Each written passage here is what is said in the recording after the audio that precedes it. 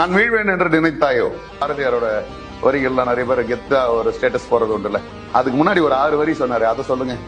ஆக்சுவலா லைஃப் அதுதான். நம்ம எல்லாருமே என்ன நினைக்கிறோம், கெத்து மொமெண்ட்டுக்காக நான் வீழ்வேன் என்று நினைத்தாயோ அப்படின்னா நான் தோத்துடுவேன் நினைச்சியா, நான் வரமாட்டேன், நான் பார் வந்து நின்ன பார் பேக் அப்படின்லாம் சொல்லிட்டு இருக்காங்க. தான் இந்த பாரதியார் இதை ஏதுனார் போல அப்படின்னு நீங்க நினைச்சீங்கன்னா அது தப்பு.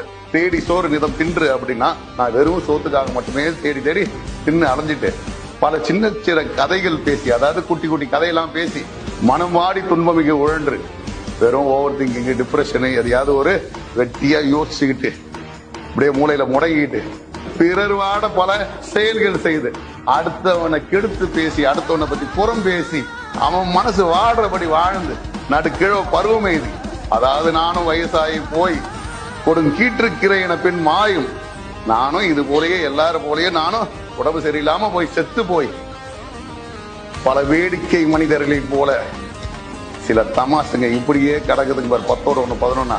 அந்த மாதிரி நான் வீழ்வேன் என்ற நினைத்தையா, நான் செத்துருவேன் நினைச்சியா, நானும் அடிஞ்சிருவேன் நினைச்சியா, என் வாழ்க்கை ஒரு சகாப்தமா இருக்கும் அப்படின்றதுதான் அதோட அர்த்தம். நான் மறைஞ்சான வாழ்வேன்டா, என்னோட வார்த்தைகள் வாழ்ந்துட்டு அர்த்தம். நான் இன்னைக்கு இருக்கேன், நாளைக்கு நான் இருக்க மாட்டேன். நான் இல்லைனாலும் என்னோட வார்த்தைகளை நான் விட்டு செல்வேன், என்னோட மெசேஜை நான் இங்க விட்டு செல்வேன்.